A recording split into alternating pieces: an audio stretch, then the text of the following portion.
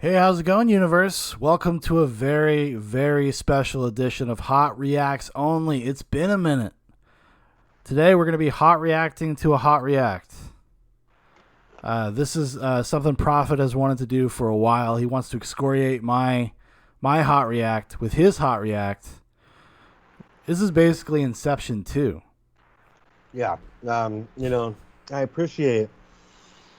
I don't want to call it a pedestrian, but a sort of a layman's take on Puff Daddy's "Come with Me" video from the Godzilla soundtrack, 1998. It was a pretty in-depth analysis.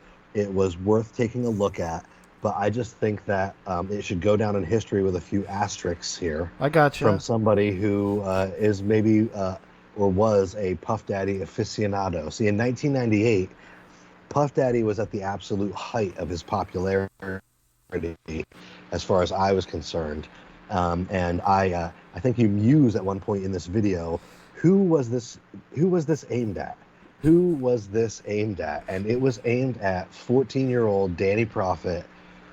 Like you said, like rapping in the mirror at himself. Yeah. And any kid at shopping at Hot Topic, who's the lyrics of this song are completely sourced from T-shirts at Hot Topic.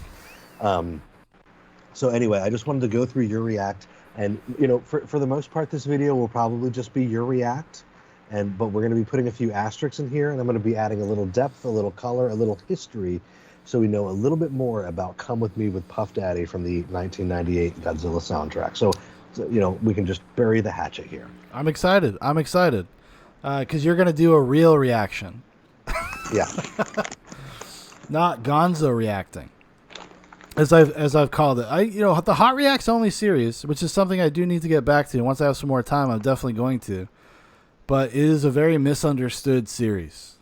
It's a very misunderstood series amongst the public. I get comments to this day about how I don't understand the songs. So if when I did Deepest Bluest Shark Fin, people accuse me of not understanding the song. Mostly the one I get the most hate for is the Tim Pool one. I did a video based on Tim Pool's song, and I was just, you're goofing, you're memeing, you're doing whatever. I tried to go out there and have the weirdest take on something I possibly can. It's not entirely genuine, but I also didn't know anything about this song. Dan introduced me to the first Hot Reacts Only I ever did was Deepest Bluest Shark Fin. I legitimately didn't even know that thing existed. And it's one of my all-time favorite things now. It's one of the greatest music videos / songs ever done, and it's because it's so self-aware. LL Cool J knew exactly what he was doing there. He was having a great time. Okay. He was like in on the joke. Yeah. And it seems like he was like in this movie, and he was pumped up about it, and he got a song on the soundtrack, and he was just like into the theme and shit, and he was having a good time with it. He was like, let's spend some money, let's have some girls come in and dance and have a shark and jump around. And Puff Daddy comes from a completely different world. Like, Puff Daddy lives on fucking Mars. Yeah. He's the least self-aware person in the world, and this music video is a perfect example, and we'll go through all the little details in it. It's like how he is like the Patrick Bateman of pop hip hop. It's like it is a distillation of his personality. Yeah. Of like how serious he takes himself, and how, because like you said, LL Cool J, there's a spirit of fun there. You don't feel that at all in this music video at all. Like, no one wants to be there. He was like, shit, dude, I got fucking Cashmere sampling. This is big. This is a big deal. But without further ado, we'll just get cranking. All right, here we go. This is good. I have not watched this in a year. Oh, I watched this earlier today. Are you ready for the cringe? The cringe? Do it. All right, let's do it. How's it going, ladies and germs? Welcome to another edition of Hot Reacts Only. Just let me know if my chewing isn't loud enough so I can turn it off. Reaction video series. I don't know. We just kind of do this as a lark over here. So last time we did this, we checked out LL Cool We starting? J's Blue. Did I not? Did it not start on your end? It hasn't started on my end. Oh shit. Well that's not. Oh, then you try to start it. Oh, we're gonna have to edit this. Yeah, I got it. Is it starting on your end? No, I'm getting. I might have to restart my window actually. Yeah, try that. Try to leave and just come back in.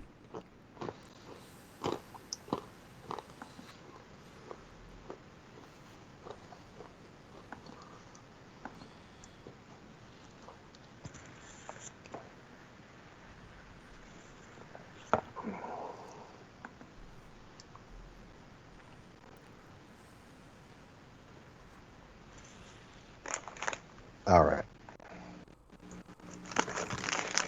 Here we are. All right, let's try again. Is it playing for you? How's it going, ladies and Yeah. germs? Okay. Welcome to another edition of Hot Reacts Only, our intermittent reaction video series. I don't know. We just kind of do this as a lark over here. So last time we did this, we checked out LL Cool J's deepest bluest shark fin from the film Deep Blue Sea. You know, a commissioned song, a song that was meant to be used as a promotional tool for the movie. And I was like, well, you know, there's one other one that I knew for sure. It was in my mind, you know, Puff Daddy's Come With Me from Godzilla 98. Now, I've never really heard this song. Never in its totality. I know a little bit about it. I know that it was the first time Led Zeppelin ever allowed. Before we continue, turn it slightly down on your end. I just hear a little bit of echo. Okay. Allowed an artist to sample one of their songs. The song that is sampled in this song is Kashmir.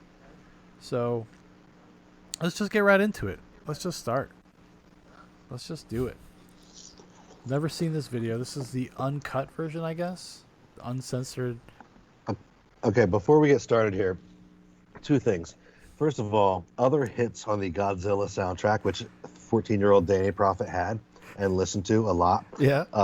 Heroes by the Wallflowers. I remember that one. Come With Me by a bad cover of a good song by Bob Dylan's untalented son. Come With Me by Puff Daddy. Deeper Underground by Jamiroquai. No Shelter by Rage Against the Machine, one of their worst songs. Yeah. Shitty Ben Folds 5 song, a bunch of other shitty songs that I didn't listen to. Out There by Fuzzbubble. Fuzzbubble is a band that Puff Daddy produced that we're going to talk about a little later as we get deeper into this dissection. And Brain Stew by Green Day, quote, the Godzilla remix, which was just Brain Stew by Green Day, except with Godzilla sound effects in the background. Wow.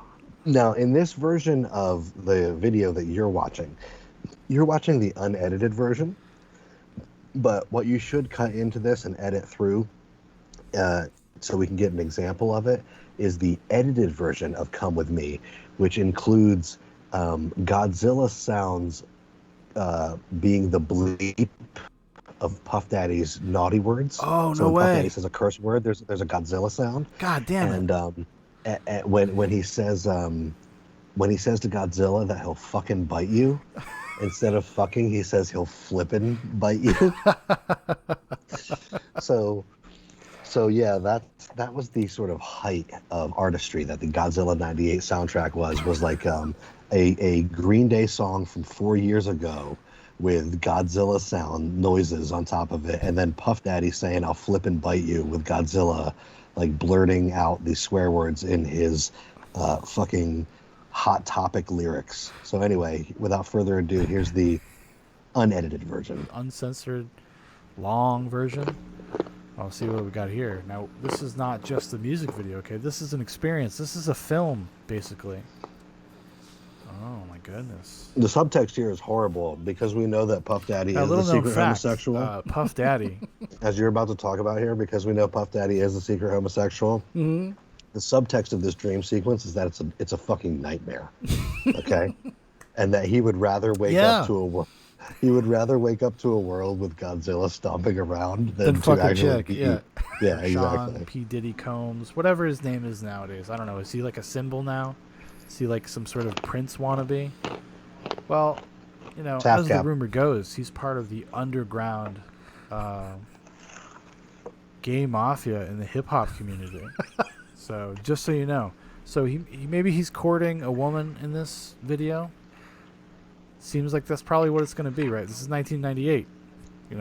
People weren't cool with that kind of stuff. Even the Democratic Party wasn't cool with it until what, like 2012. This is true. I fact checked this. So this is all true. Let's continue on. Oh yeah, we got some stuff. Like what the? Like how do you? Have you ever seen Tommy Wiseau's The Room? Yeah. That's what this sex scene looks like. Like an alien making it like filming a sex scene. Puff Daddy is like an emotionally stunted person, and he only understands human experiences and like the way they would look in music videos. Yeah. And so like this is the type of shit that he thinks about like in the shower when he's coming up with a song. It's like, and then we're gonna have a sexy intro to the music video when like she's loving on me and shit. Anyway. All right, here we go. Enter into this without any sense of irony or self-awareness, because this is just meant to be cool. Oh shit. Oh, he's dreaming. Okay, so this wasn't even really happening. Okay, that was a dream he was having. And then he was shooken. He was awakened by a tremor, by a blast, by something.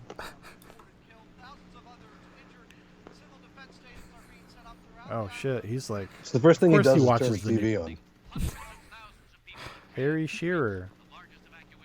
From the film Godzilla 98.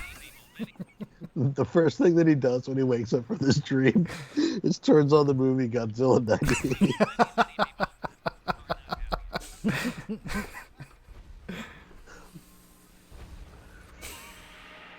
Oh shit, he does like that. Oh shit. Like, I love Puff Daddy's performance here. Now, Puff Daddy is another one of these guys from the time period, right?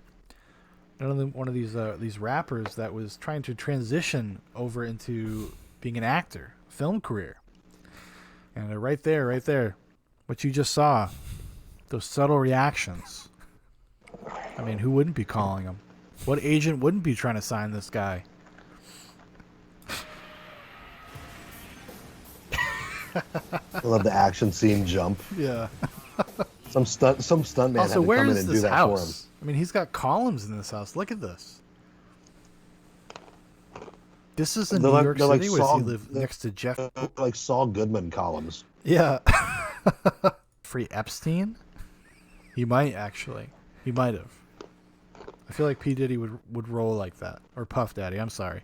Whatever your name is. I know his first name is Shaun, which, causes me some consternation, but let's go. The song is starting, everyone.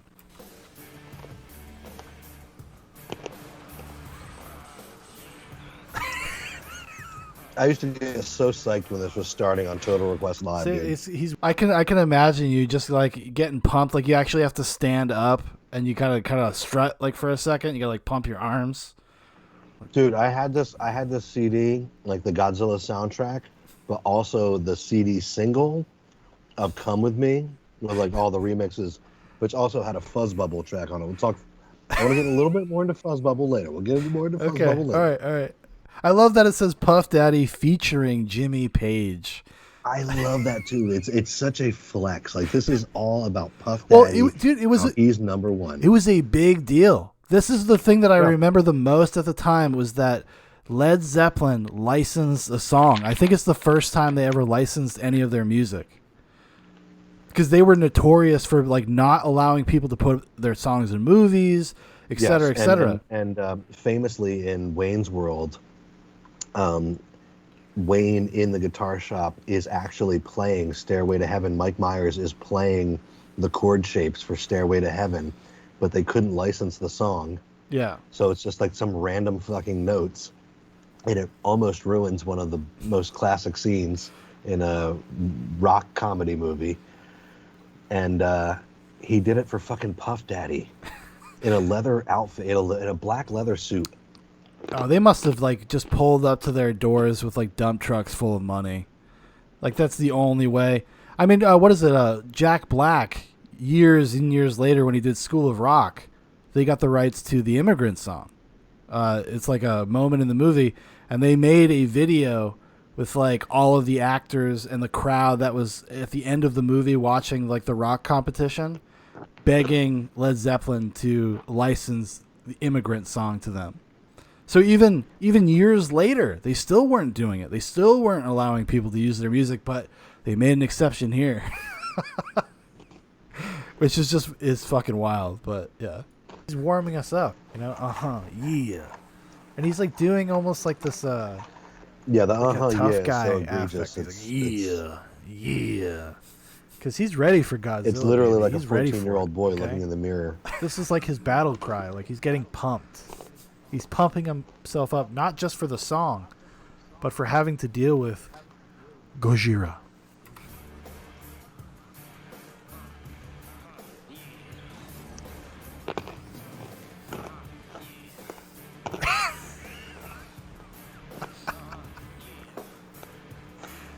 This goes on for a while. So this is a long.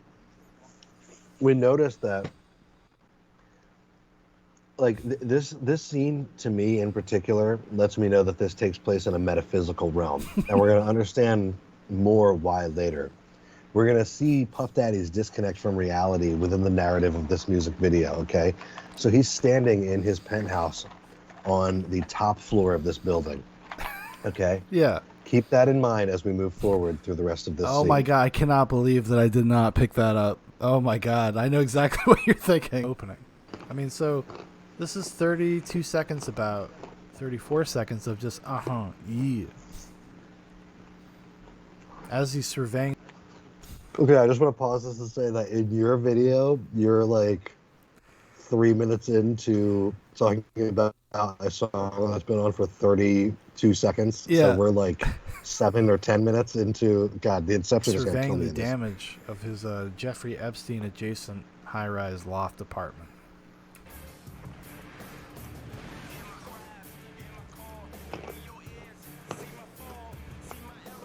His attitude is so killer. He's like one of the coolest guys I've ever seen. What the fuck is he talking about?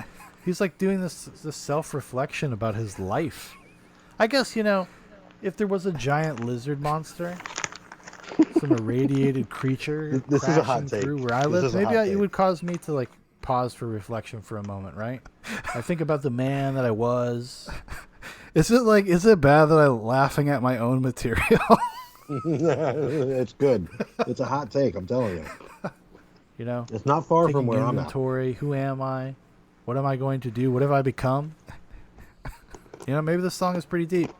Let's continue.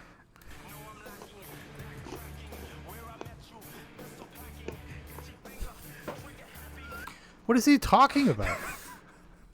I mean, listen. As much laughing as we did at LL. That is LL Cool J for This is Deepest so Blues true. Shark Fin. Like, he at least stayed on point. He stayed within the theme of what we're talking about. Sure, he took some crazy tangents, but he was always talking about a shark. He was never talking about meeting his buddies or meeting some sort of adversary that was packing heat. A note on that. One of the key components to this that you have to remember is that when Puff Daddy is recording a song, he is envisioning the music video. Mm-hmm. And I don't think that this song... I think that he had the song recorded long already before done. Godzilla. Yeah, oh, for sure. Yeah. And so that means that he already had the video envisioned too, like storyboarded in his head. Yes. So he basically came to the producers and was like, look, give me $10 million. I'm going to do this song. We'll get Jimmy Page on there. And we'll cut like some stuff in with Godzilla too. And that's basically why you have what you have here. That's a weird angle to take. I feel like maybe his heart was not in this. You're right, Maybe Shaun. this is something You're he had correct. written beforehand. Now, when it comes to commissioned songs from movies, I don't know.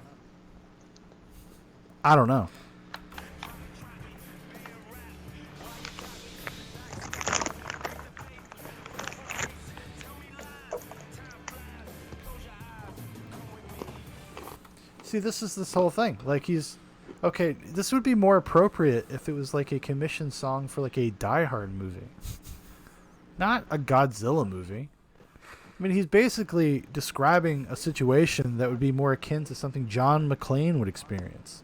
Now, Hollywood, if you're listening, John McClane versus Godzilla, call me.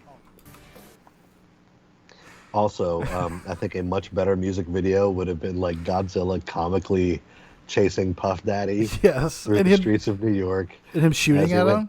Yeah, and went through further and further like ridiculous hijinks in order to get away from him. Not only did Led Zeppelin allow Puff Daddy to sample the song Kashmir, Jimmy Page shows up, because that is not stock footage of Jimmy Page. That is Jimmy Page from 1998. So he was somewhere filming, and they shot a little thing with him. Let's see that again. Let's see that again, because this is. I mean, is that stock footage? I don't think it is. I think that's Jimmy playing. I'm pretty sure that's a Les Paul. I'm not an expert or anything, but it looks like one. All right. You are correct.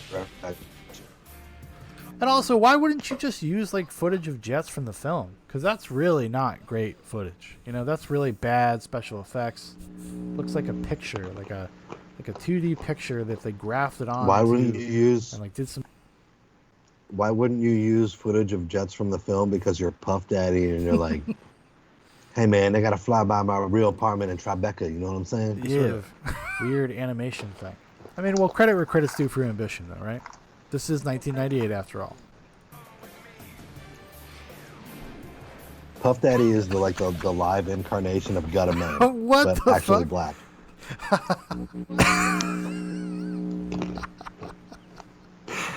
What is going on? I mean, I feel like, he was so into introspection. He was so into his own soul. He didn't see the F-16s, I think, flying straight at him. I feel like you'd probably do a little bit more damage. Again, this is another thing. Like, why? This should be for Die Hard. Should have been for a Die Hard movie. No, it just is like it's the logic of like the Puff Daddy mindset of like. See, he's mad. Then upset. the jets come by my apartment and they just happen to explode right when I'm standing there. Yeah. And I blast backward into an elevator that takes me up several dozen floors that don't exist above my apartment. Well, he's very similar to like R. Kelly in that way. Like I feel like that's like the same way R. Kelly like reacts to things. That's how he, in his mind, he thinks about things as well. Yes, that's exactly correct. Yeah, he throws his jacket down while he's in his fucking schwank baller fucking elevator from the future. He's definitely living next to Jeffrey Epstein. Definitely. And now he's just throwing shit at us. He's spitting hot fire, as someone might say.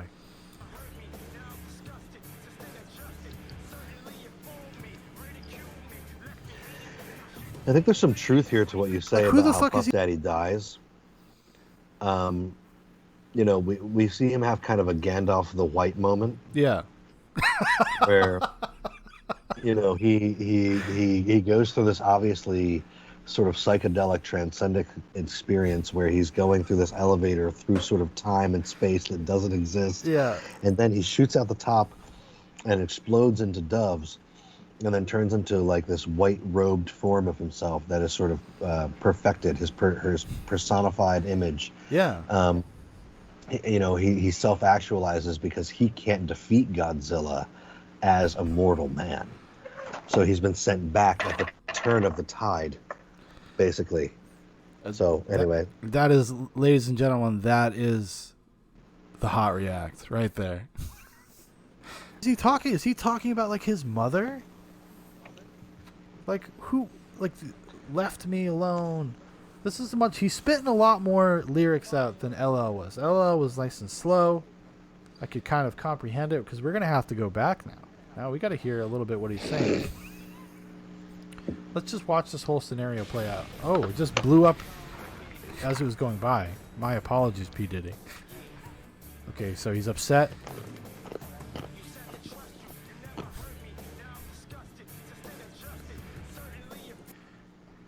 like, so he's been betrayed by someone. But who? This is just Your like, analysis this is like a is so teenager tight. yelling at the mirror. Because he's clearly... And you're correct right here. Sorry, I just happen to have wasabi peas in my mouth when I say it.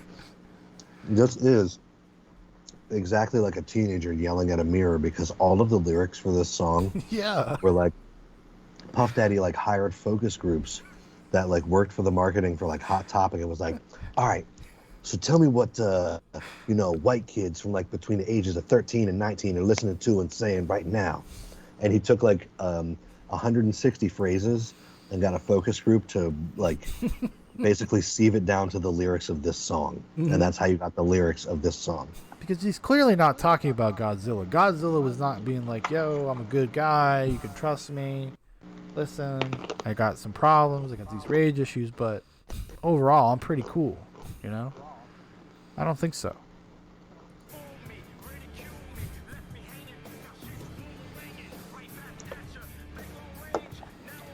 I like your analysis of Godzilla just being like a chill guy who's misunderstood by everybody. He's just like knocking down entire buildings. You know, he's talking about all of these things, all these assumptions that somebody is making about him. And that now it's coming back on them. It's karmic. You know, what the hell does this have to do with Godzilla? Again, you know, deepest, bluest shark fin, maybe it was funny, but it was in theme. It was on topic. This guy, I don't know. We can't trust this guy anymore. Maybe this is why he's never done another film commission song. Maybe we have our answer right here, because this is not really talking about Godzilla, you know? I just want to say, with all of the analysis of the stupidity of the lyrics here, like 14-year-old Danny felt this shit. Yeah, but that's what I think that's what I'm saying, and even listening to it now, it is, these people are emotionally stunted. Like when you are a celebrity and you become a celebrity at a young age, like you live in a state of arrested development in a way that even millennials don't. Like it just exacerbates that whole experience. Like you're even more immature, and like your worldview is completely pedantic and childish and I don't know. Even when I was a kid, I don't think I wrote lyrics this bad, but here we go.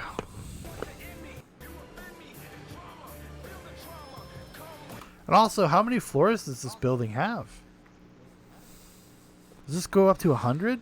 So now this is what you were talking about, and I cannot believe that I did not fucking recognize this. He's already at the top floor, so this adds that he died. He died in the jet crash. Yes, exactly. Yeah. Dude, exactly. But his job wasn't finished, so he's come back to us now. Oh fuck! Maybe this is a good song. I don't know. And he's lashing out at this anonymous person. I'm gonna assume it's either his mother or maybe his secret gay lover. That's what I'm. Where's fucking dad? That's what I'm taking away. Fuck you, dad. Here it comes. Yo, shh, shh, shh. Like, what is going on?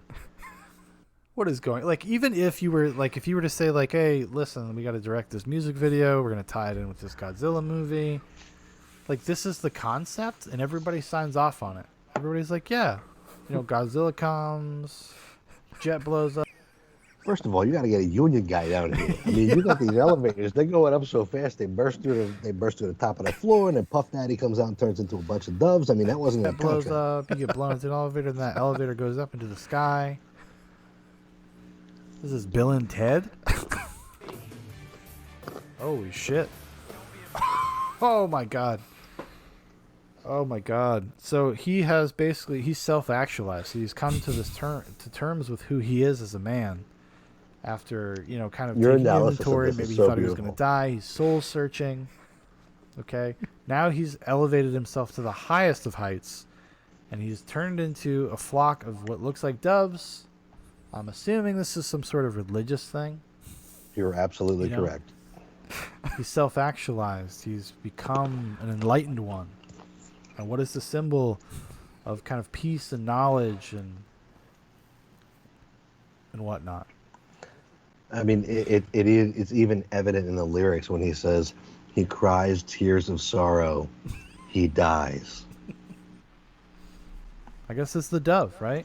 If it's good enough for John Woo, it's good enough for Puff Daddy, I guess. Let's see. That's absolutely true. If it's good enough for John Woo, it's definitely good enough for Puff Daddy. So is this whole thing is that he died?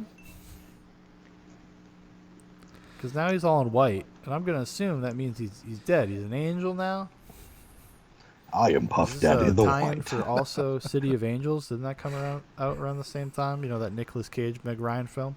The tie-in for City of Angels was It's the Goo Goo Dolls, yeah. Goo Goo Dolls. Iris. I don't want the world to save me. Yeah, Iris. Yeah. Just wanted to point that out. Maybe it would be more appropriate for that. And also, one thing that you missed here, and I hope you may have been thinking and just didn't point out, the obvious,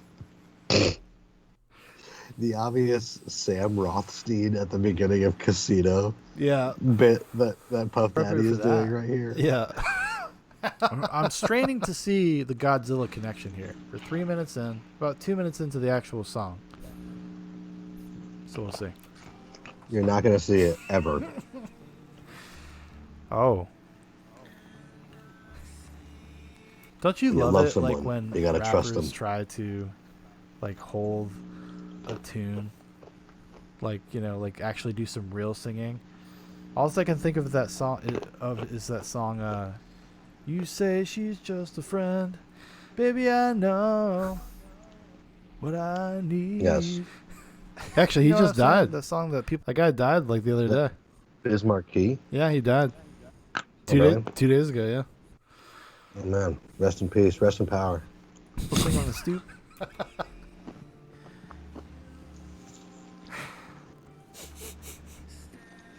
Right now, somewhere in the universe, Biz Marquee is in a white suit with sunglasses, falling through a cloud, getting ready to battle Godzilla.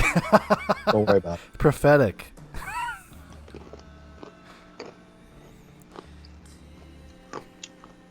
And he tumbles. He tumbles down into Like- Times Square. This is definitely, you know, this has got to be a song that he just had kicking around. He's like, sure, you want to pay me $10 million? Okay. Yeah, I got just the thing for you, buddy. As he's falling into what looks like Times Square as some sort of P. Diddy angel. This is really abstract. This is like an art film that has been snuck into a film tie-in song. I mean, I'm going to interject here and say that abstraction usually has some kind of meaning behind it.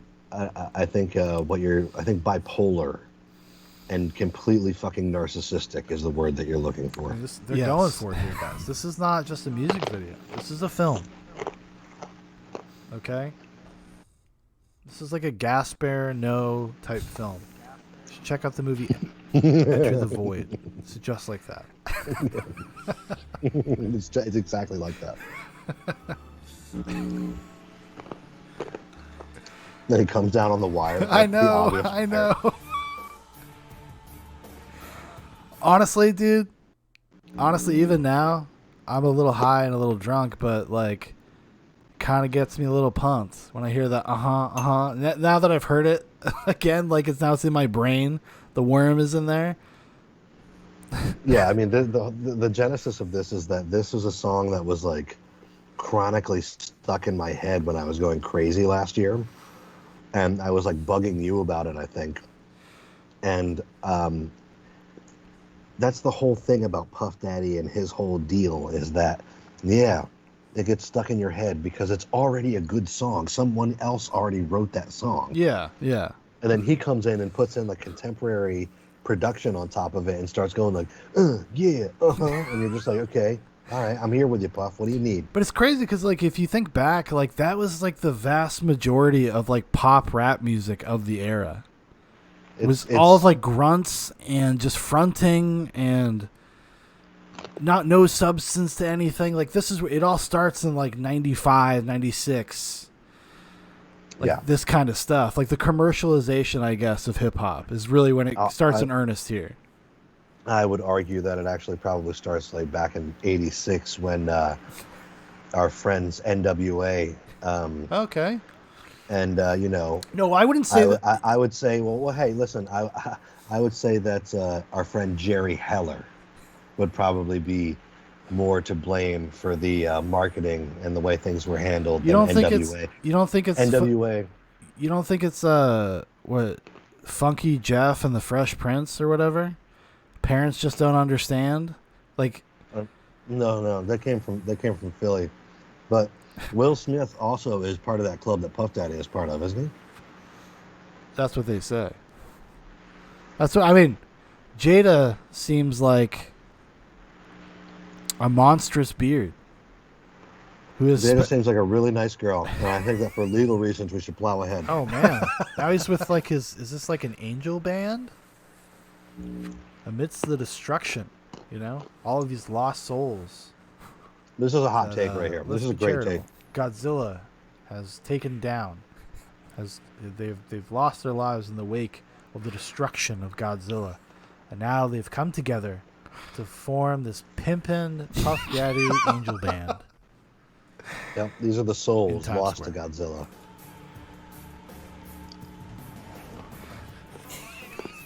I like that they just randomly will show a shot of Godzilla from the movie. I wonder what it was like to watch this when it came out. Like if I was a kid and I was watching this, would I have just watched it because I was like excited about Godzilla? And I would have been like... The answer is absolutely fucking yes. I was there. I feel like a boomer who was at Woodstock watching Richie Havens fucking jam out on acid. Like, oh, I gotta watch that Puff Daddy song. Godzilla's in it. And like just getting these fleeting glimpses, his foot, his hands, his face going across the skyline. Let's see more. Fuck my foes, damn these hoes. See, this is personal for him, okay? This is... That's part of one of the parts that was edited. Instead of saying "fuck my enemies, fuck my foes," he says "damn my enemies, damn my foes," and then there's some Godzilla garble noises. I don't remember what he said. Some sort of throwaway thing. Puff Daddy's really throwing it down here. Okay, he's teaching you lessons about life. Okay, don't let these hoes get in your way. Don't let it happen. Fresh and fit. If you do, you're gonna end up vulnerable. Okay, vulnerable to Godzilla attacks. It's like, have you ever seen Raging Bull? Have you ever seen Raging Bull? Yes. Yeah. Okay. The scene where he's like, "You don't have sex before a match. It makes women make your legs weak." Yes. That's that's what he's talking about. You're not ready. You're not ready for Godzilla. Exactly. You're fucking around with hoes. I mean, come on. And that's why when he woke up from that nightmare, it was like, oh shit, I almost had sex with those women. I have to fight Godzilla today. Thank God I didn't have sex with those women. Exactly. At least the Spartans could just pull out and be like, we're ready. Exactly. He's angry. Right here, this whole section, this reminds me of like MC Hammer. Especially because he, as a performer, he seems very awkward. I mean, look what he's doing with his arms. Like it's back when he was like in great spot right the elevator. He's like kind of just throwing his fucking hands around. As a former performer, this seems awkward. This seems weird.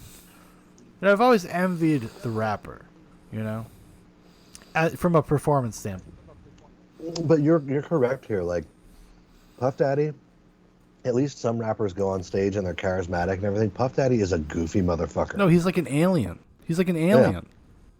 And that's why I think he made a pact with the devil and sold the soul of Notorious B.I.G. Yeah. And that's why Notorious B.I.G. is dead. From a performance standpoint. Because you kind of just get to go up on stage and, I guess, be cool. I've never seen a live performance from a rapper, at least a professional, like big-time rapper, that ever sounded or looked any good. And this would confirm that. Kanye is kind of like this too. Kanye West. He's like really fucking awkward. Although he can seem like he can keep the beat with his body a little bit more. This guy is just like thrashing. You know? Not smooth. Not smooth at all. Yeah, thrashing is exactly that. Yeah, look at him. He like. Yeah. Oh, it's just like pressing. This is like this is very like talking about today. Is this about police violence? Maybe Godzilla's presence is a stand-in for the specter of the state. You get really deep into your analysis here. I love it. I love the Virgin analysis. I love the Virgin analysis with my Chad historical reflection on this. Yeah. Like what? I mean, is he speaking now? Could we infer that he's talking about being Godzilla now? Yeah, did he see Godzilla or when he had his when he died? Did his consciousness like connect with that of Godzilla's and Godzilla's plight? God, it's like the Matrix 3. I don't know. Maybe Jesus Godzilla Christ. does have to bat away some hoes. If you remember the film Godzilla in 1998, the Roland Emmerich film. I mean, Godzilla does lay some eggs. So maybe it's more like John's, I suppose. But, you know, words to live by. I agree. You know, I'll have to say this. Just to pat myself on the back a little bit. This is way better than I thought it was going to be. Oh, yeah. That's why I wanted to come back and revisit this with you. Yeah, because this is actually like... It makes me feel good about myself for about like a couple minutes. I'm like, oh, this is actually pretty funny. Your analysis is really tight. You look at it at a more philosophical point of view. And I really appreciated that. Thank you. No. Agree with you, Puff Daddy.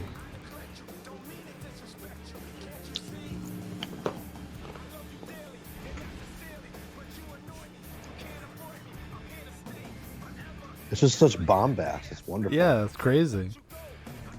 It's the excess. It's the excess of the late '90s. Like it's like, you know, people always talk about the '80s and whatnot, but like you got to remember the '90s were like very like wild with music and fashion and like, oh yeah, and like you know, it's like this innocent time before like post or pre 9/11 time, where things were like good, like America was good, like everybody was doing well, like everything could be crazy and silly.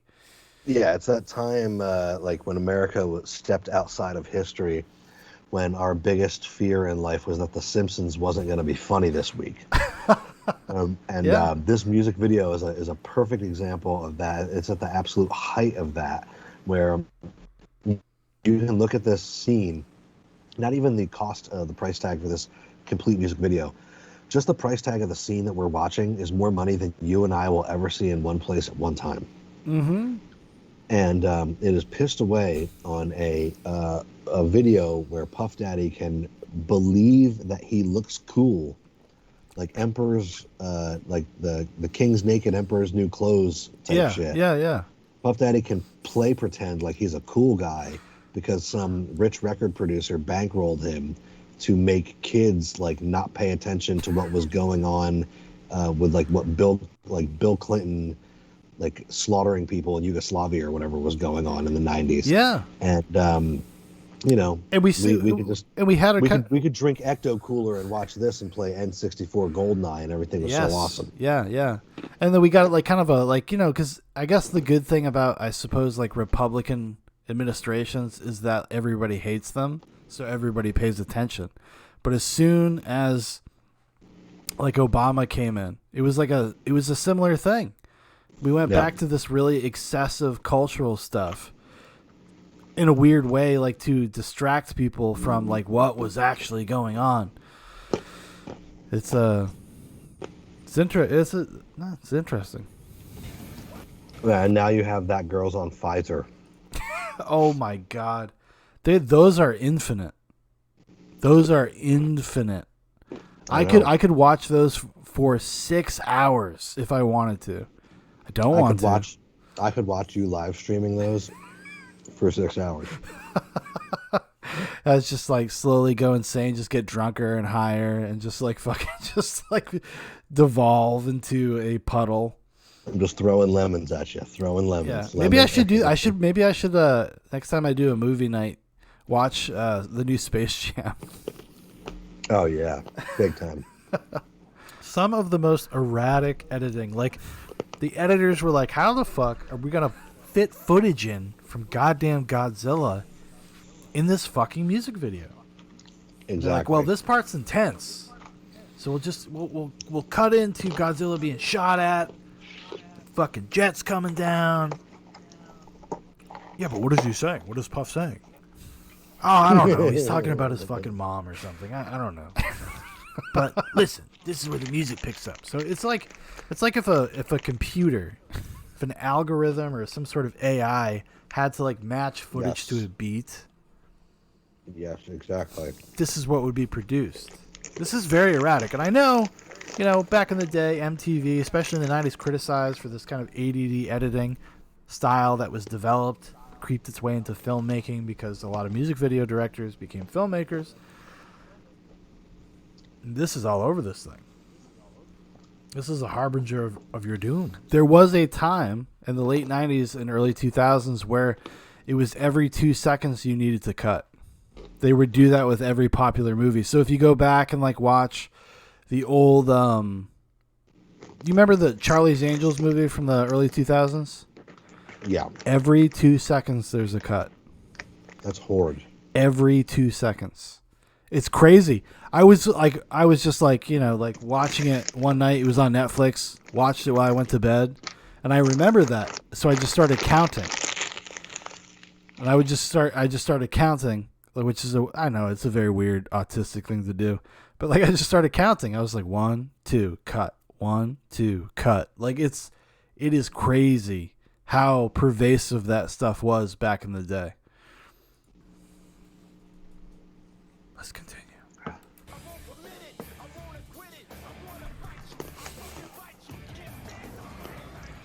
Now he's talking about biting you. So is he talking about being Godzilla? And I also like that Jimmy Page shows up in the background. He just shows up. Again, you're grasping it at some sort of meeting. You're like in Plato's cave. Well, that's the point of Hot Reacts Only, right? Like that's like the thing. It's just like how eccentric of a read can a person have? And like that's part of the fun of reading the comments on these videos, honestly. Right. Behind Puff Daddy. Jimmy Page was like, yeah, listen, you can use Cashmere, but I am not showing up. Can you send somebody with like a mini DV cam? Just film me in my house?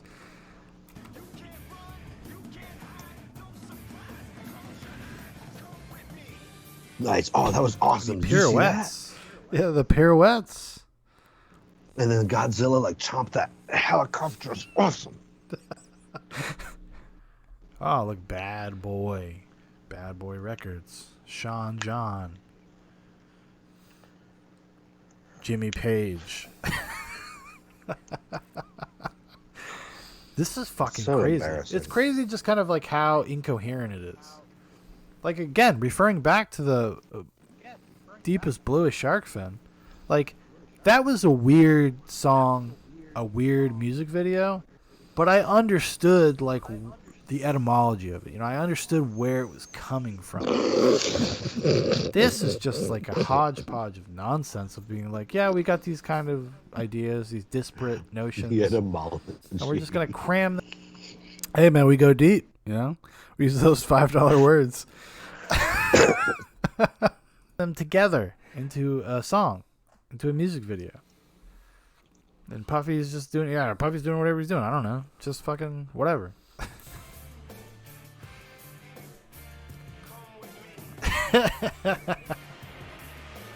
I mean, Godzilla's not trying to get people to follow him. Or her, in this case. Very woke. Very progressive Godzilla 98. Turned Godzilla into a whammon.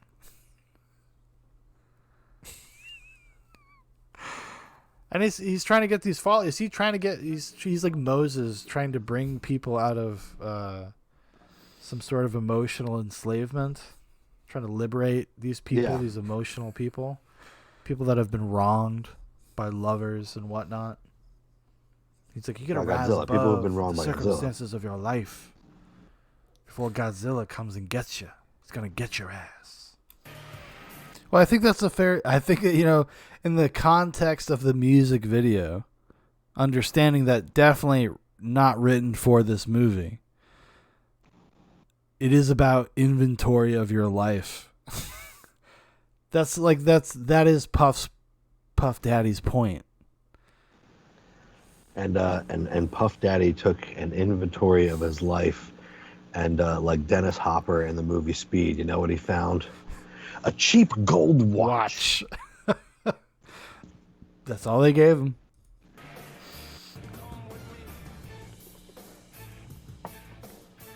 You know what's crazy though?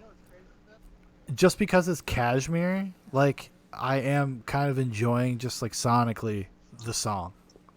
Right, because you're forced. Because like I'm not the biggest Led Zeppelin fan in the world, but Kashmir is got a nice hook. It's got a nice riff.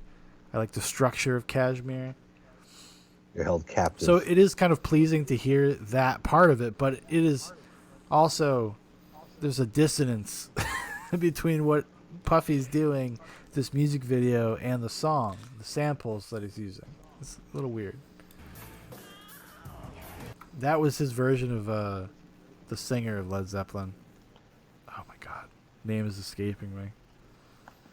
I'm gonna jump in here. His name is Robert Plant, which I didn't remember off the top of my head. I had to think about it really hard because I also don't really care about Led Zeppelin. I actually think that you're right. That is Puff Daddy trying to do the Robert Plant like Yelp there. It is. Oh, 100%. But what I actually thought for many years was that it was Puff Daddy trying to make the Godzilla sound, which I think is fair play. Like I said, I'm not the biggest Led Zeppelin fan. But yeah, because he would do that scream right at this part. Ooh, yeah, or something like that. And that was Puff Daddy's version of that.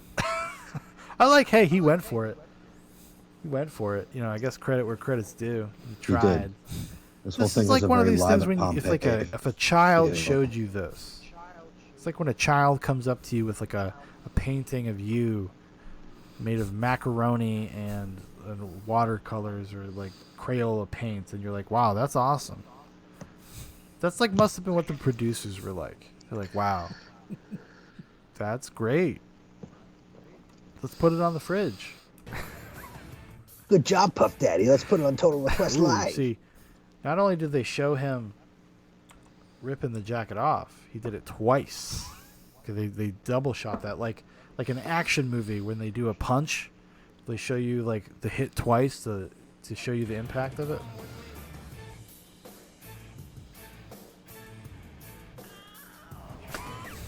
Look, they should have got 3 times. You're right. They did it 3 times. Yeah, thrice thrown. And then he rips his shirt open. Well, it is a classic editing technique to like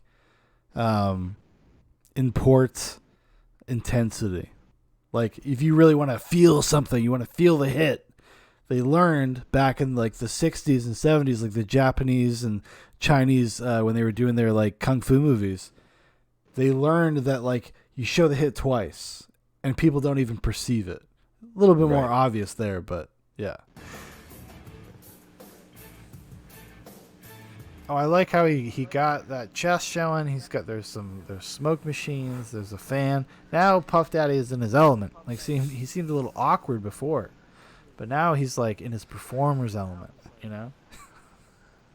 Do you know why he's in his element? Because he's doing some like Mr. Bojangles soft shoe shit. You ever see the film Bamboozled?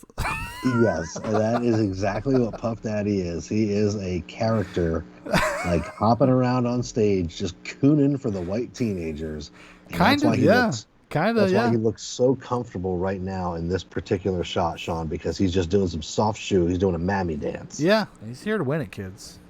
He ain't backing down.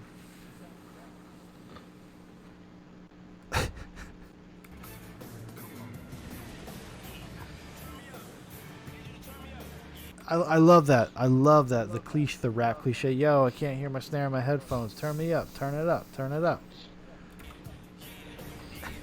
Yeah.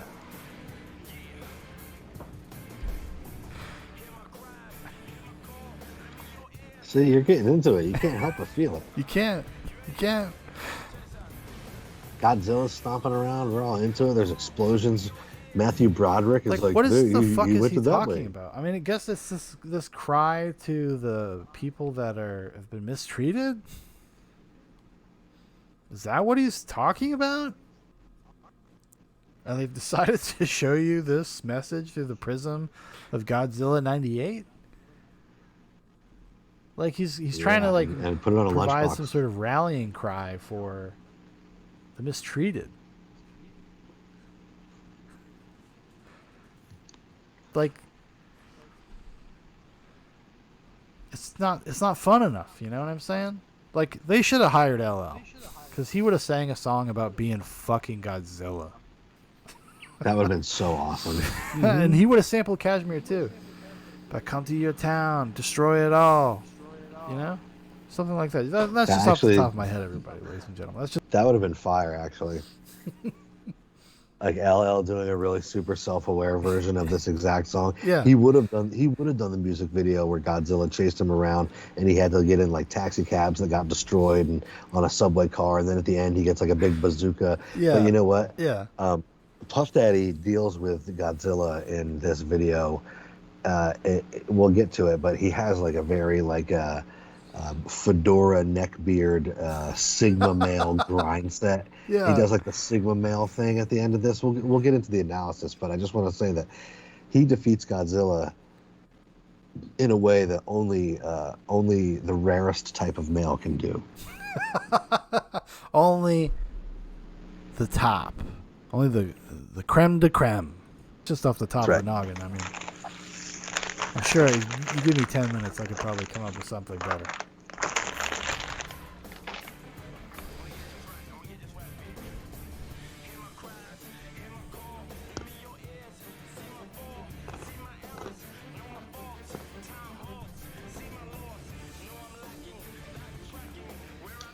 I'm noticing that the footage with Matthew Broderick, the footage with Matthew Broderick is strangely absent. I wonder if that was contractual with Puff Daddy. Like, I got to be the only star. I got to be. You can use footage exactly. From Godzilla. Yeah. You can't use Matthew Broderick. You can't use that dude from that movie with that little girl. You can't do any of that. Because this was like Puff Daddy's version of like apologizing to his lover. You know, like Jay-Z allegedly there's like this meta story between him and Beyonce and Becky with the blonde hair or something. Like Becky with the hair that Jay-Z allegedly had an affair with. Like this is like him apologizing for that. Like Jay-Z allows Beyonce to make lemonade. Puff Daddy, True. no, he's not like that. He's like, no, I'll just make this song for this Godzilla movie to say I'm sorry. Listen, I've been through a lot. Check it out. A half Like they hour mention in, a gun, so they have to show. Okay, oh yeah, that's what we'll cover. Yeah, it's a tough one. It's a tough one. Hard nut to crack. Footage of Godzilla being shot by these war helicopters and these jets. You understand? You're a smart person. You get it.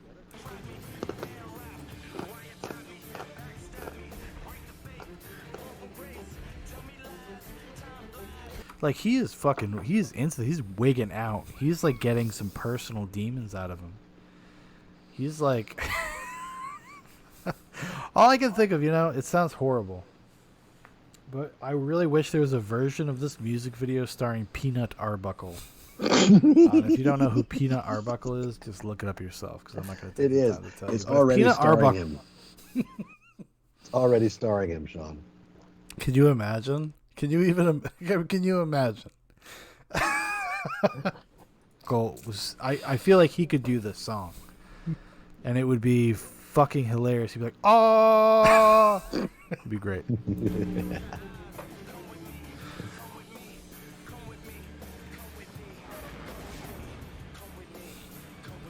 Like it has the air of like an improv song. Now I can speak a little bit as a performer. You know, sometimes you play a song, it's not quite ready for prime time. I was the singer, lyricist. We wouldn't be ready. We wouldn't be ready for prime time. We wouldn't be ready to go out there. So I'd have to go sometimes and like bullshit. And then you just kind of say random things that you think like sound together, like sound good together, in kind of like just a melodic way. Like you're not really thinking too much about the specific words, rather than like whether they fit the slots they need to fit into. Yeah, And that's like exactly what this feels like, because you just you just repeat yourself sometimes over and over again, especially if you've had a few. You know, you're like, well, that sounds good there, so I'm just going to repeat that like 10 times until we're out of this movement of the song. And because this song is just like a focus grouped, we're going to. I mean, the entire thing was brought about as a marketing scheme from Bad Boy Records. I'll talk about in 2 seconds. This whole song is just focus grouped lyrics for like what do depressed 14-year-old white kids want to hear, and then the rest of it is just Puff Daddy going yeah over Kashmir for 7 minutes, and it's a rap. And basically, before we go any further, I'll go into a little bit of the history of this song. Yeah. In the 1997-98, Puff Daddy was riding off the success of Notorious B.I.G., Lil' Kim, The Lox, 3 6 Mafia, and himself with his album No Way Out, which had all the hits that he came out with at first, that had, all the number ones. And also there was one last song from Notorious B.I.G. after he died that was a big hit during this time period too. So it was the time of Puff Daddy and Bad Boy Records fucking marquee moment in time. And he was trying to, because he's such an entrepreneur and a business owner, he was trying to branch out into rock, like hip hop rock. Yeah. And so he had this song, Puff Daddy Come With Me, on the Godzilla soundtrack, which Godzilla soundtrack also featured Fuzz Bubble, which was a very short-lived like pop punk hard rock act that was on Bad Boy Records that their Fuzz Bubble fizzled out pretty quick there, Shaun. Okay. And then also Puff Daddy did a rap rock remix of It's All About the Benjamins, Baby. Which I remember that, yeah. Yes, you do. Of course you do. I had that CD single. It was all part of this marketing package that Bad Boy Record, a failed marketing attempt that Bad Boy had for launching like a rock division, because the only successes that they had were these gimmick vehicles on Puff Daddy releases where it was either tied to the Godzilla soundtrack or a remix for a much more popular song that he already had. So they kind of killed the Bad Boy rock thing, but this is a real living artifact of that whole thing. That era, yeah. Like, what the fuck is he doing? He's just spinning around. Like, this is when like you're at the top of your fame level, when you can get away with something like this and nobody says anything, nobody questions you. Everybody's just like, yeah, Puff, that's fucking great. That's fucking great. Here's the keys to the studio. That's exactly what we're looking at right now. I'm gonna take you with me. See, this is another this call to arms, this kind of prophetic prophet nature about what he's talking about. Like that, this is a rallying cry for the mistreated. It's very odd. I don't even know really what to say. Like, this is so fucking it's like an abstract film. Like I said, it's like a Gaspar Noé movie. Check out Enter the Void.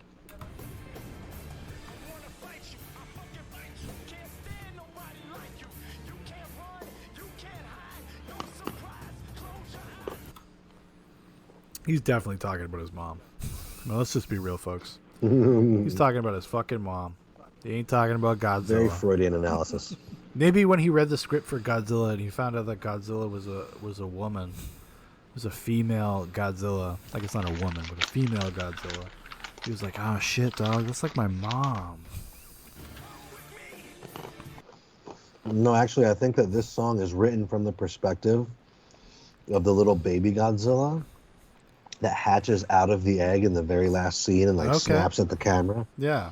That is the embodiment of Puff Daddy, and he is channeling that Freudian energy to speak about his mother in this song. If we're going to take your analysis to the extreme here. Yeah, it's fair. So they actually did other graphics. I mean, look at this. Look at this Godzilla, okay? Because this is not. This is the deep dive shit that I love about Zoobox.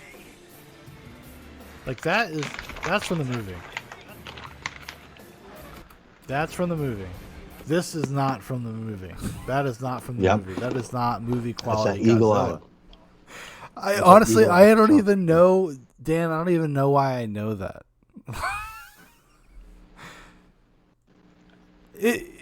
It's very odd watching this.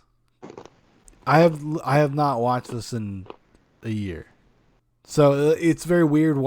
It's like watching a different person. But a different person whose analysis is almost spot on. If you only had a little context, that's what we're here for. Yeah.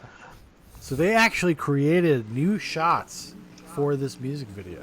I mean, granted, it doesn't look great, but they must have spent some fucking money. Like, there's some more money than put we'll into ever this have. these like when you get these big tentpole movies like this, like half of it's a fucking scam. Like you find out like one actor got paid like $20 million. The director's getting paid crazy amounts of money on the back end. There's endorsement deals. There's Puff Daddy's making $5-10 million to make a fucking music video. Yep. It's like a scam. It's like a money scam. It's a tax evasion scam, Sean. Because that's it really is. It really is. Like all of those people on the soundtrack that you mentioned earlier, they all got giant paydays. They all got to give their B-sides to the soundtrack to Godzilla. Like that's so fucking wild. Like that's why like the 80s, the excessive mindset that everybody associates with the 80s really did not end until like post 9/11. No.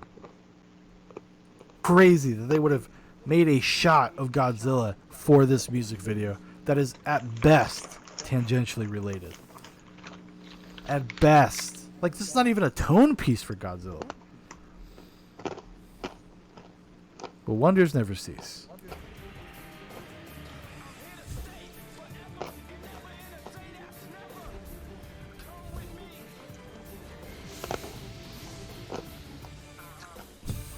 This whole music video was made so that Les Moonves could get rid of like $25 million that he used to fuck a 3-year-old in Jeffrey Epstein's temple. Prove me wrong. You're right. Yeah.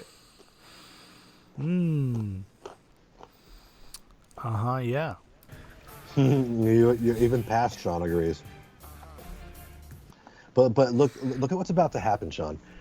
We're about to have a lesson here in what the rarest type of male, the Sigma male, the alpha of all alphas would do. Because in this music video, the one thing that I can actually distill is that Godzilla is the alpha male.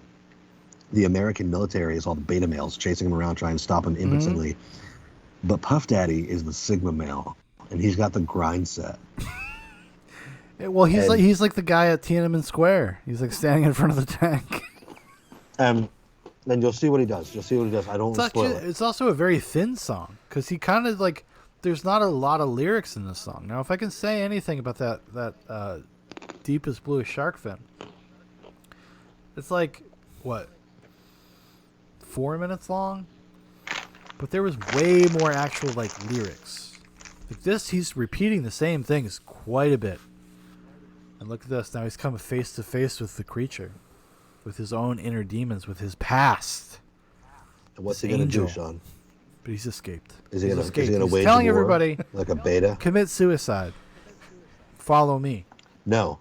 Is he going to wage war is he going to wage an unwinnable war like a beta Follow male? me. No. Watch. Come with me. He knows he can't win this war with the alpha. Yeah, Godzilla. So he simply turns his back He's such a Sigma male.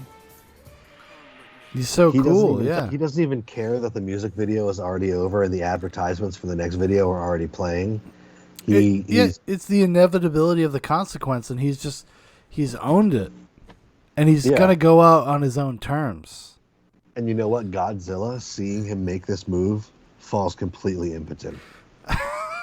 Because that is the power of the Sigma male, and that's why you shouldn't be that's why you're a cuck if you're even striving to be an alpha. That's fucking nuts. Like this got made. That got made, everybody. That's something that people paid millions of dollars to make. That's pretty fucking nuts when you think about it. Yeah, let me say something to pass, Shaun. We sit here hoping that our vehicles will hold together so that we can provide meager sustenance for our single children. Mm-hmm. And Puff Daddy spent more money than we'll ever see in one place to stand in front of a white-clad choir and then turn his back on a terrible CGI Godzilla. Like, what were they thinking? Like, what was the thought process behind this? Like I said, it feels like a scam. It's just like, how can we merchandise this in another direction? Because I know, like, I had never really seen that music video. Never really heard the whole song. I was aware of it, but I couldn't really remember much of it. And I knew of its existence, though. I feel like this was on MTV all the fucking time, and that's like a scam. That's like somebody paid them to put this in the top 20. You are completely correct, Past Shaun. That's exactly the way Total Request Live used to work. And you're also correct in that this is a scam. This is bullshit. And ultimately, what this video and Godzilla 98 is like Warner Brothers correcting the miscalculation on their spreadsheet from 1992 when like Batman Returns didn't sell enough Happy Meals. Yes, 100%, yeah. Like all of this. Top 4.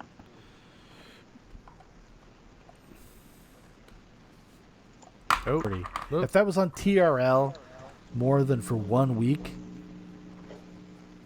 And it was. I mean, come on. Come on. That's like low effort. I will say this, though, right? It's got the cashmere factor. Cashmere will take you a lot away in terms of listenability. Like, if you heard that on the radio, and especially if you were some dumb fucking kid, like, you would probably never even heard Cashmere if you were lame. Whoa, dude. A lot of people never heard Past Shaun? Yeah. What the fuck did you just say to me? I know. Some dumb kid who's never listened to Cashmere? Personal never heard attack. Cashmere. They wouldn't even know what you were sampling because it's catchy. It's a fucking very easy to listen to. It's empowering. It sounds cool. And you're right. Many Led Zeppelin songs were completely ruined for me because I first heard them in where I grew up. I was mostly into hip hop, and I listened to some rock, but I didn't listen to a lot of classic rock. Yeah. And almost all Led Zeppelin was ruined for me because I heard it first in advertisements and like samples for hip hop songs. Fair enough. I guess like if you were to look at it as just a song, you'd probably be like, okay, whatever. But the fact that it's like a tie-in for Godzilla 98 makes it very puzzling, especially since LL Cool J set that bar so fucking high. I mean, that Deepest Bluest is like watching Tommy Wiseau's The Room. And this, I don't even know. This is just like watching like a fucking Michael Bay knockoff. You know? Disappointing. It's too aware of what it is. It's like a gross corporate piece of work. There's no integrity behind it. It's like at once completely aware of what it is, and then from the side of satisfying Puff Daddy's ego, it's completely unaware. Like he thought this was the coolest shit that ever happened. Man, I was in front of Godzilla. And it just seems so like haphazard. Like he had one idea for a song, which was probably written way before, like the lyrics for it anyways, written way before the song itself was ever conceived, like the music part of it. Because it does not comport to anything in Godzilla 98. And I have watched Godzilla 98 not that long ago. You can go back. I did a review. Talked about probably it for like on 20 Blu-ray. minutes. It's not on Netflix. This is not a good song, and the movie feels the same as the song does. Good, as long as there wasn't any loss in a way of quality. it is appropriate. So in this Hey, sort of, hey. you had to watch 25th Hour on a VGA.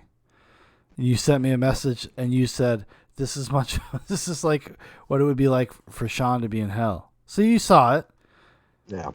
It's not as a pleasant of experience when you get used to that HD quality. That's true. What Even a that weird, 1080. obtuse, abstract way, it is appropriate.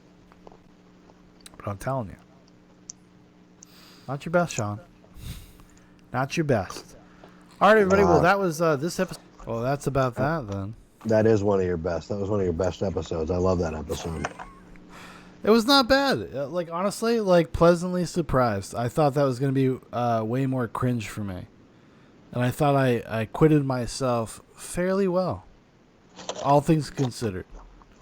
Your analysis actually opened my eyes to some things I hadn't seen before, and that's why I wanted to do this, because I felt totally horrified and impotent that you had a more cohesive and cogent analysis of this music video than I did. So I had to come in here and cock block you for all time.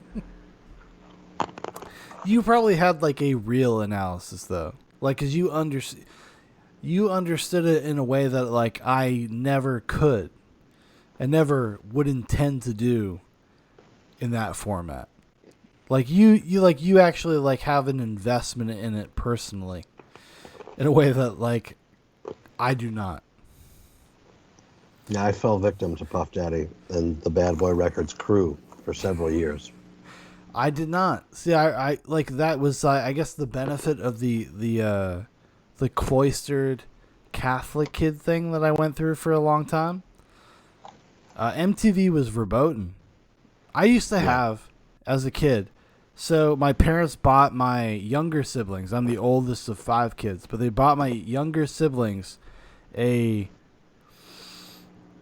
audio recorder. Like you could do a thing. You get like there was like a microphone. You press a button. You put a blank tape in. You could record whatever you wanted to.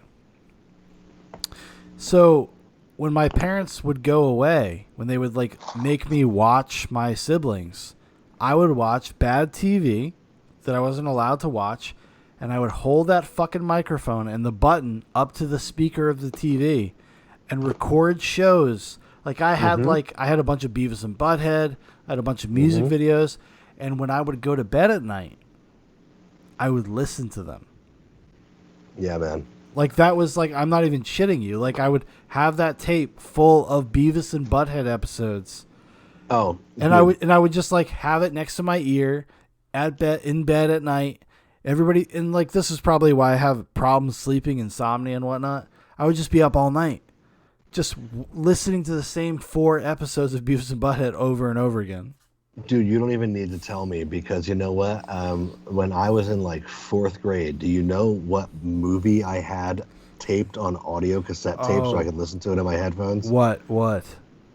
Speed with Keanu Reeves and Dennis Hopper. Oh my God! I think we just found our next Zoobox Goes to the Movies, but yeah, that's amazing, Dan. Because like, dude, I'm telling you, like we are so cut from this of such a similar weird cloth. Like that is a weird idiosyncrasy that only that like nobody would ever have. Like, oh yeah, I used to tape movies on audio cassettes and listen to them when I went to bed because I would do the same thing. I had Predator at one point. I had Robin Hood, Prince of Thieves at one point. Like any cassette we had, Demolition Man. I had Demolition Man. When I was in high school, I burned the movie Fight Club onto CD. I got like the entire Fight Club soundtrack. Yeah. But I clipped it from the actual movie so that the dialogue would be in it, and burned it onto CD in the same track order as the actual soundtrack, except I had all the dialogue. That's fucking nuts. That's nuts, man. That is above and beyond. Because back in the day, to do that would have been difficult. You have a DivX copy of Fight Club on your computer? Yeah. And I just like would...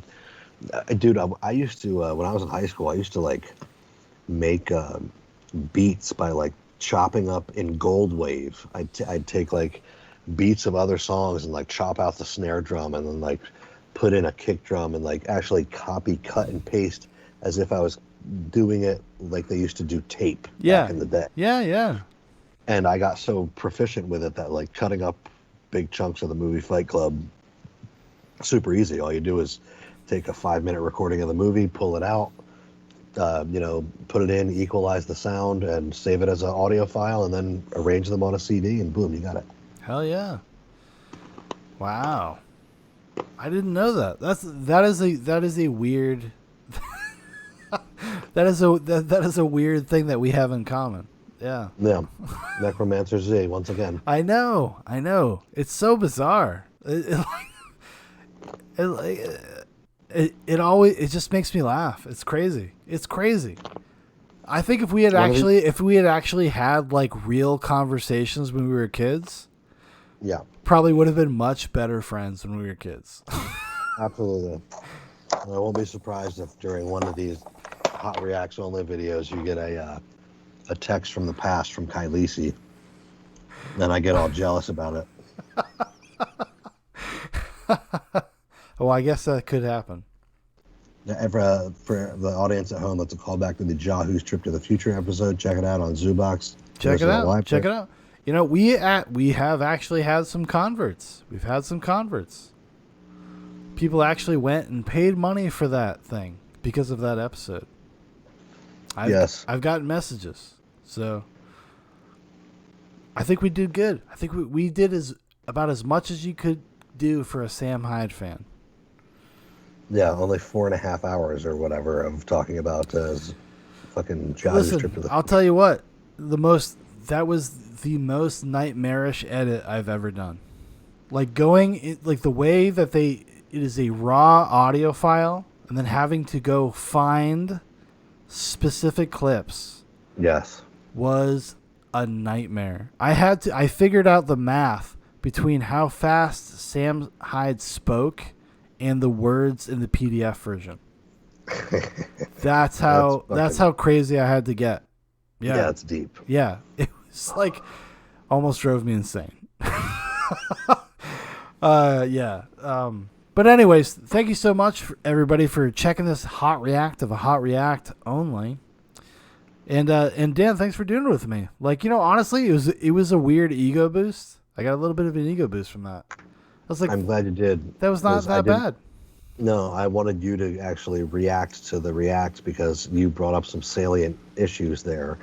And I kind of feel in my heart that I missed a couple of things because I didn't really bring any notes. I actually took about 17 to 18 pages of notes on this initially, and then I just tossed them in the air, laissez-faire. I said, I'm going to seize the day and just go in there, raw dog it.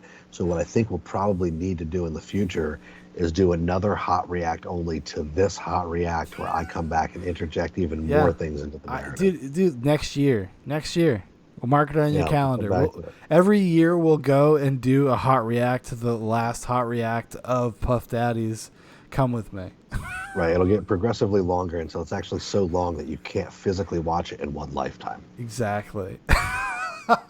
We'll be doing it to the end of time. But anyways, thank you so much, everybody. And we'll see you next time. I think this has reignited my passion for doing hot reacts, honestly. Thank God. So, thank you. Goodbye.